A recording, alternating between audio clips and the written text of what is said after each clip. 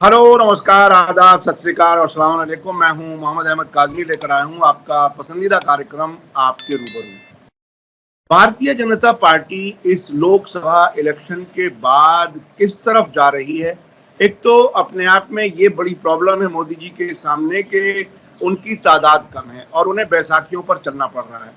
इस सब के बीच में पार्टी के अंदर भी मोदी जी के खिलाफ आवाजें उठ रही हैं और वो पहले दिन से ही आवाज ज्यादा ऊंची हो जाती है अगर वो पार्लियामेंट्री कमेटी की मीटिंग बुला लेते, यानी अपने पार्लियामेंट के मेंबर्स जो बीजेपी के इलेक्ट होके आए हैं, अगर वो मीटिंग बुला लेते तो शायद वो पहले ही दिन मोदी जी के खिलाफ वो आवाजें ज्यादा बुलंद होकर के आती।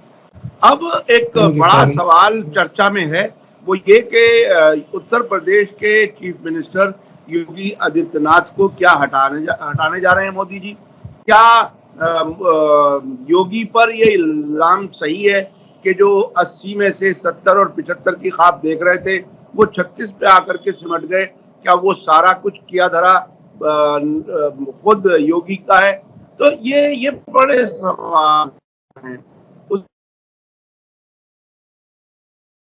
नितिन गडकरी के भी कुछ अहम बयान आए हैं पार्टी के। इस सब पर बात करने के लिए मेरे साथ खास मेहमान हैं शब्बीर विद्रोही साहब, जो नागपुर में रहते हैं, बहुत ही बेबाक अंदाज में अपनी बात रखते हैं, सियासत से और समाज से बहुत ही नजदीक का है और चूंकि नागपुर से हैं इसलिए वो बहुत सी चीजों को बारीकी से जानते हैं। शब्बीर विद्रोही साहब, वेलकम है आपका। हर वर्ल्ड को आपने वक्त दिया उसके लिए शुक्रिया।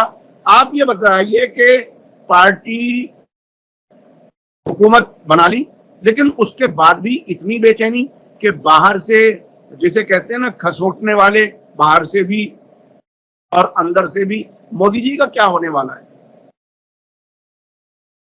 दर्शकों के करने तो जब आपके सवाल की तरफ आता हूं और आप योगी आदित्यनाथ जी की बात कर रहे हैं और ये कर रहे हैं और सरकार की बात कर रहे हैं, सरकार बैसाखियों पर है और बैसाखी पर चलने की जिसकी आदत नहीं है वो कंधे के नीचे बैसाखी लगाए हुआ है। पहली बात आपको बता दें कि लोग ये देख रहे हैं, चर्चा चल रही है कि योगी आदित्यनाथ जाएंगे, ये मुख्यमंत्री हट रह जाएंगे, बात पर है। लेकिन हमारा जो है दृष्टि वो ये कह रहा है काजमी साहब की मोदी से नहीं हटा रहे हैं, अपने प्रतिद्वंदी पर में ये बात आई है कि हमारे बाद भारत के अंदर प्रधानमंत्री के दौर में मोदी के बाद योगी है और राजनाथ है और हमारे नितिन गडकरी है, ये मान रहे हैं।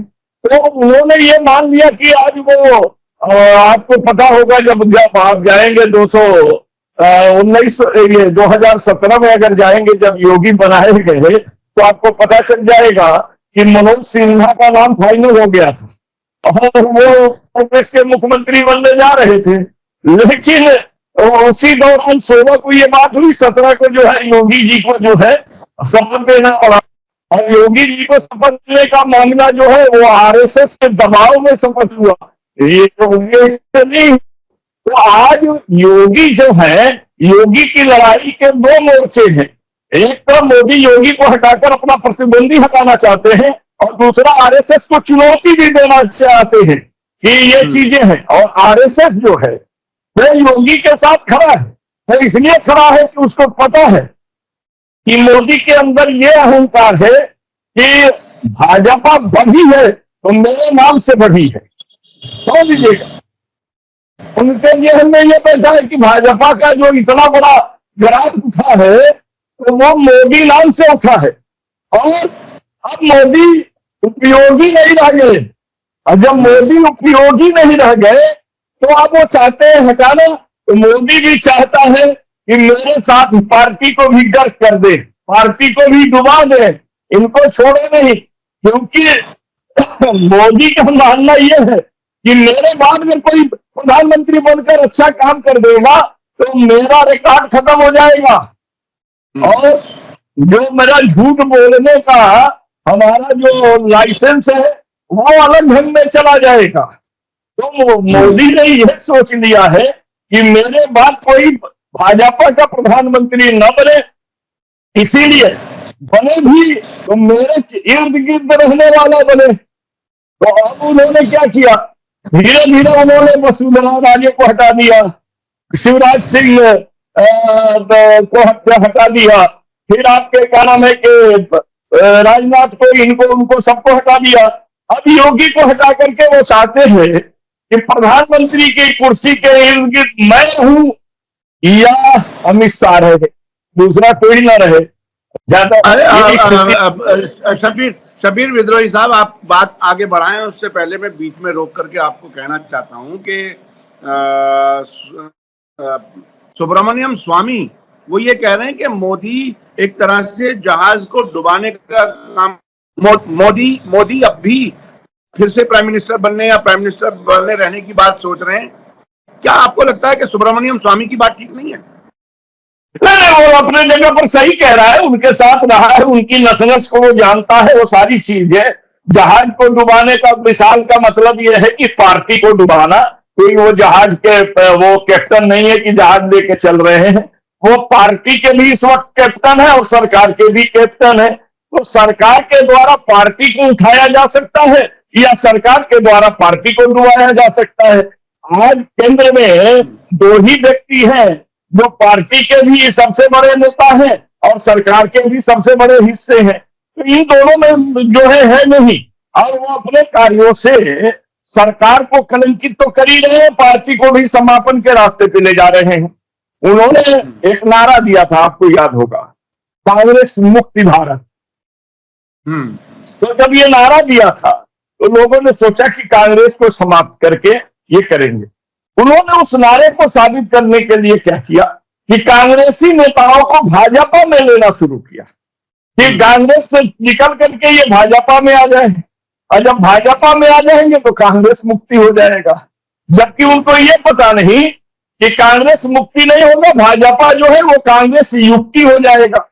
और जिस बात को देख करके नितिन गडकरी ने गोवा के अंदर ये जुमला कह दिया, आपको पता होगा कि हमारी भी स्थिति कांग्रेस जैसे होने जा रही है, क्योंकि अगर आपने लोकतंत्र को सही ढंग से नहीं लेके चले तो उनके कहने का यही लबो-लबाब था। अब सवाल ये उठता है कि ये आज ये योगी आदित्यनाथ से के कारण सीट कम हुई, ये आप कह रहे हैं, लेकिन आप बताइए काजमी साहब, सेना में फौज आप दे रहे हैं, कैप्टन आप तय कर रहे हैं, और सेना हार रही है तो घर बैठा हुआ आदमी कैसे हो? आपने उत्तर प्रदेश के लोकसभा के सारे प्रत्याशी आपके क्या अमित शाह और मोदी ने तय किया, योगी के एक भी कैंडिडेट तय नहीं हुए। अब जो हमारे सिपाही हार गए तो उसमें दोषी कहां से हो गया योगी? वह दोषी? लेकिन नहीं, इसके लिए भी एक खेल खेला गया काजमी साहब। हमारे महाराष्ट्र से देवेंद्र फडणवीस से इस्तीफा बुलवाया गया कि तुम भेज दो कि भाई हार के जिम्मेवारी लेकर के मैं उप मुख्यमंत्री पद से इस्तीफा देता हूं, ताकि ये देखा देखी योगी भी अगर इस्तीफा भेज देता है तो योगी का इस्तीफा हम मंजूर कर लेंगे, समझ लीजिएगा, और देवेंद्र का लौटा देंगे। देवेंद्र को कह दिया गया भाई चुपचाप काम करो, और योगी ने इस्तीफा भेजा नहीं। अब इनको ये लग गया कि अब योगी को हटाए कैसे, क्योंकि योगी स्टेबल हो चुका है, मजबूत हो चुका है। और जब योगी मजबूत नहीं था तो इन्हें झुका करके मुख्यमंत्री बना 2017 में। तो आपको योगी को हटाने का मतलब है कि जहाज में दरार डालकर पानी डालकर डुबाने का मामला है, जैसा कि सुब्रमण्यम स्वामी कह रहा है। क्योंकि किसी भी प्रदेश में ये अब गुजरात का हिस्सा न बना ले। गुजरात में हर 2 साल में मुख्यमंत्री बदलना, आपने हरियाणा में बदल दिया, आपने जहां आपका सत्ता है आप बदलते रह रहे हैं, लेकिन योगी को छेड़ना आपके बस की बात नहीं है। आप इधर आने की बात है।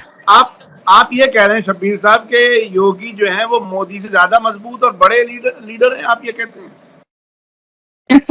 इस समय पहले देखिए, प्रधानमंत्री का पद बड़ा है, उस पद पर जो बैठ जाए वो बड़ा नेता हो जाता है, समझ लीजिएगा। और प्रधानमंत्री के पद से अगर मोदी को आज हटा दिया जाए तो मोदी शून्य हो जाएंगे। कोई नाम नहीं लेगा। जो आज उनके गुण गा रहे हैं कल गाली देंगे, ये लिख लीजिएगा। प्रधानमंत्री पद पर है, इसलिए पद की गरिमा की इज्जत की जा रही है, वरना मोदी से ज्यादा लोकप्रिय आपको मालूम है कि योगी हो चुका है। और वो उसके होने के कई कारण है, कई कारण है। अभी आप देखिए हर प्रदेश में जब चुनाव होता है तो डिमांड होता है योगी का कि इनको भेजा जाए। और आज कुछ प्रदेशों ने ये लेटर लिख दिया है कि अमित शाह और मोदी जी हमारे क्षेत्र में प्रचार करने मत आइए, आपके आने से वोट टूटते हैं। इस तरह के भी पत्र ये आवाज कहां से आई कि मोदी और अमित शाह ना आए? कहां से, किसने कहा? जहां जहां चुनाव है, अब झारखंड से आ गया कि आप अपना दौरा ना करें हमारे यहाँ से।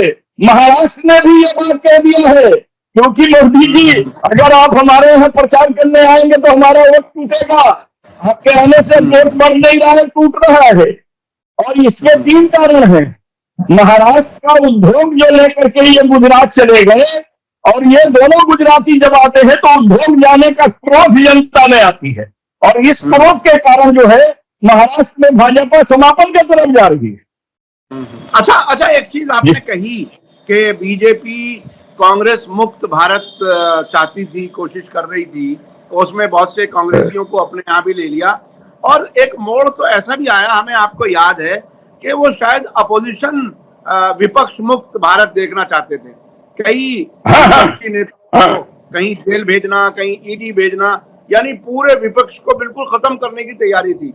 लेकिन ये कहाँ चूक हो गई?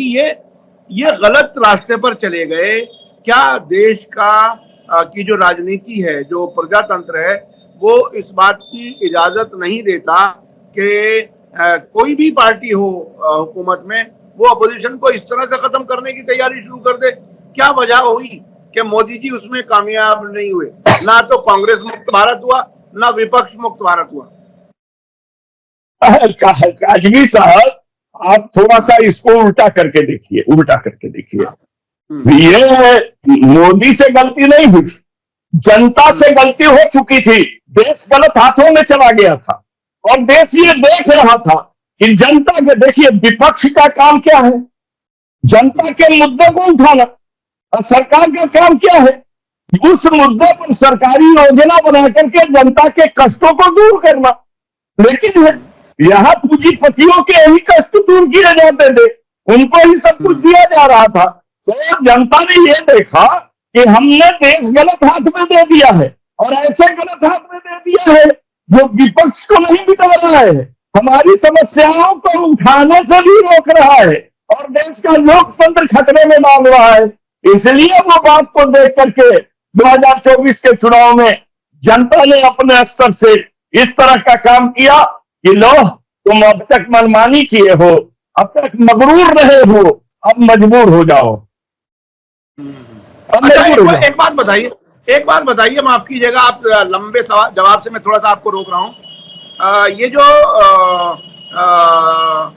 जितनी सीटें आई हैं, जो 240 बताई गई हैं, क्या आप जैसा आदमी ये यकीन करता है कि ये 240 भी ईमानदारी से आई हैं? नहीं, ईमानदारी से हमने तो आपको बहुत पहले कहा था, ईमानदारी से चुनाव हुआ होता तो ये 180 से 190 के बीच में लटक जाते। और 60-65 सीटें जो है अलग ढंग से आई हैं, और जिसका वीडियो भी चल रहा है सोशल मीडिया में, और महमूद प्राचा जैसे एडवोकेट इस बात को सुप्रीम कोर्ट में भी दिखा रहे हैं, दे रहे हैं, तो इसमें रह कुछ नहीं गया है। अभी भी देखिए एक बात और आ रही है काजमी साहब, हमारा और आपके माध्यम से ये बात हम कह देना चाहते हैं, रिजल्ट कैसा भी आ गया, मगर ईवीएम हटाने के मुहिम को खत्म कर देना, यानी रोकना नहीं चाहिए, ईवीएम को हटा देना चाहिए।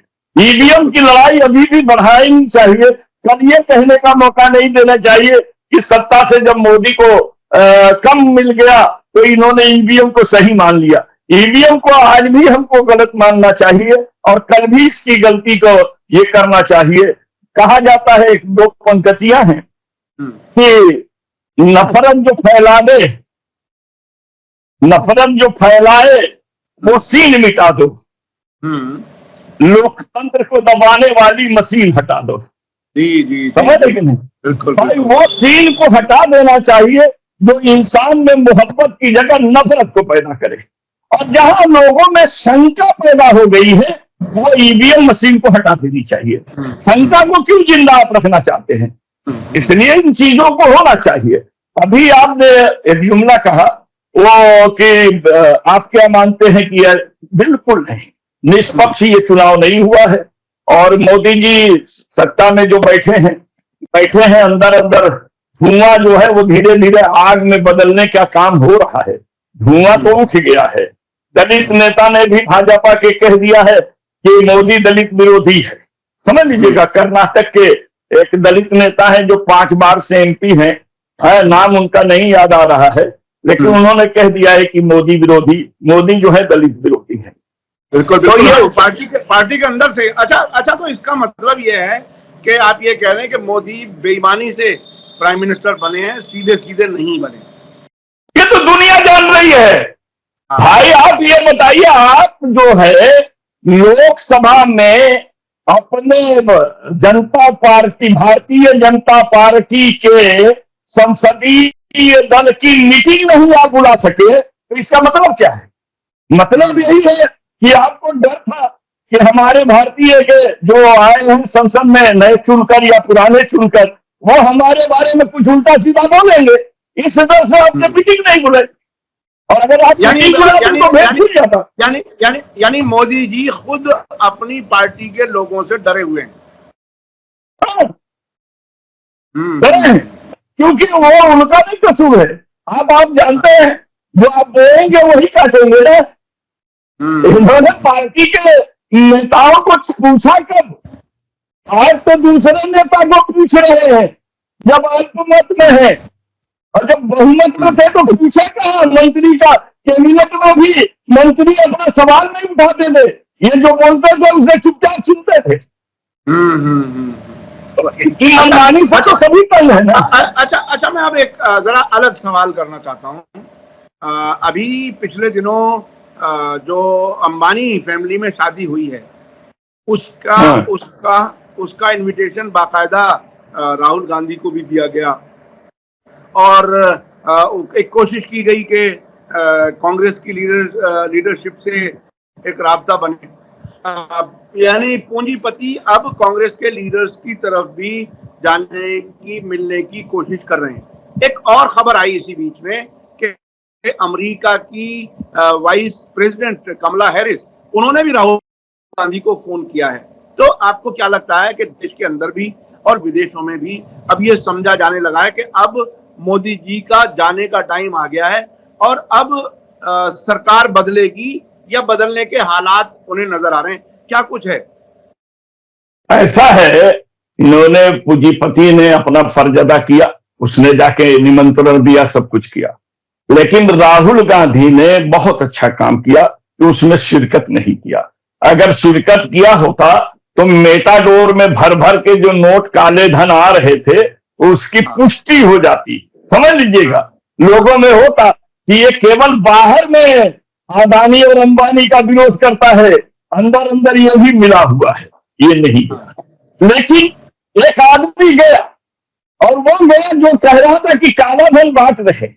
अब ये काला धन बांटने वाले के निमंत्रण में प्रधानमंत्री जा रहा है, तो इसका मतलब कि काला धन छुपाने वाले को ये पहचानते हुए जा रहा है, तो ये काले धन वाले को अपना बना रहा है। इसका मतलब कि ये आदमी दबंग है, दबा हुआ है, और उन पूंजीपतियों के शरण में अगर ये नहीं जाएगा तो इसकी सरकार बचने वाली नहीं है। सरकार बचाने में आपको मालूम है नोट लगेगा, खरीद फरोख्त होगा, इसके लिए तो पूंजीपति चाहिए ना, इसलिए ये गया।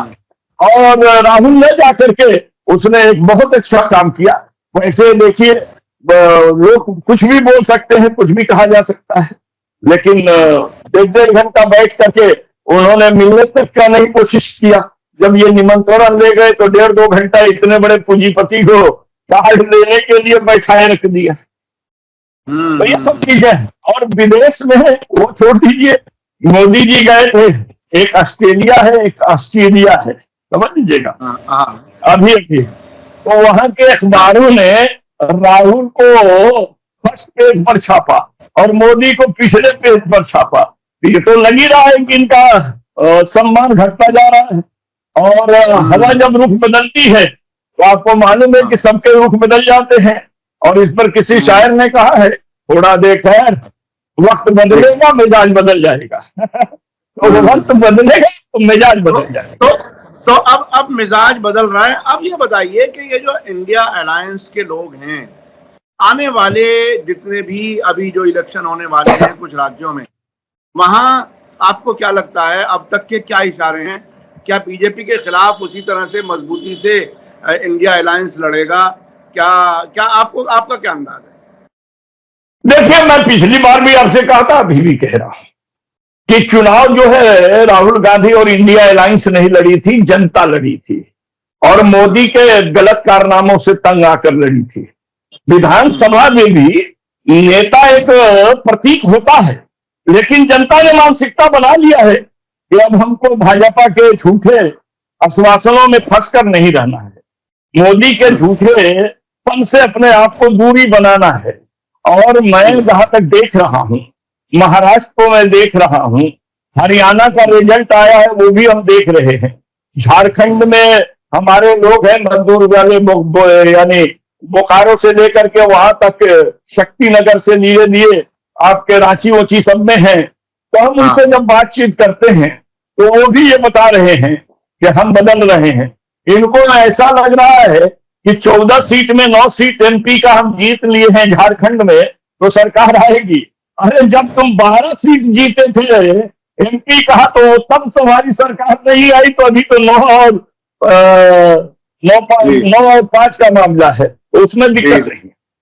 तो ये जाने वाले हैं। हमारे महाराष्ट्र में तो इनके ये बन के लड़े जैसे लड़े, अभी इन्होंने 7-8 एमएलए से क्रॉस वोटिंग करा लिया है, तो मनोबल बढ़ा हुआ है। तो मनोबल तो बढ़ जाता है ना, अपनी सीट आ जाती है तो।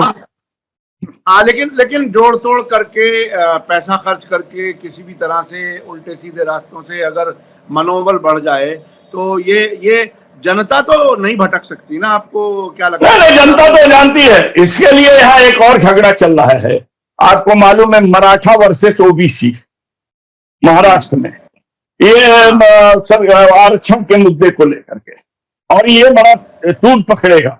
लेकिन मैं आपको बता देता हूं कि आने वाले समय में महाविकास आघाड़ी की सरकार जो है वो महाराष्ट्र में बनेगी। अभी ये बहुत सी कुछ खेलेंगे, यहाँ पर लाडली बहना योजना ला रहे हैं जो मध्य प्रदेश में थी, और जिसके कारण उनको लगता है कि मध्य प्रदेश में इतना बड़ा जीत जो हुआ वो इन्हीं कारणों से हुआ है, लाडली बहना से। तो लाडली बहना योजना को आप लाएंगे तो उसके लिए फंड कहां से लाएंगे? ये तो अभी बजट में पता चल जाएगा ना। जब बजट में पता चलेगा तो उधार के सिंदूर और घर के सिंदूर का पता चल जाएगा। भाई बजट में आप किसी चीज को खर्च करने की बात करेंगे तो लाने का रास्ता भी तो बताएंगे। अब बिना कर पढ़ाए आप लाएंगे कहाँ? कर्जा लाएंगे कि ये लाएंगे? तो ये तो अभी उनको लाना है, लाने के बाद जनता समझ जाएगी। और महिलाओं को ये जानते हैं कि बड़ी जल्दी आ जाती है, इन्हें ये पता नहीं है कि महिलाएं जब जिद में आती हैं तो सत्ता ही नहीं, सरकार ही नहीं, सृष्टि को भी नचा देती है। और उसके लिए बहुत कुछ यहाँ उदाहरण है। यहाँ पर जो है सती सावित्री से लेकर के और भी महिलाओं की कहानियां कह दिया जाएगा तो ब्रह्मा विष्णु महेश तक को झुकाने का काम यहाँ की महिलाओं ने किया है, भारत की महिलाओं ने किया है।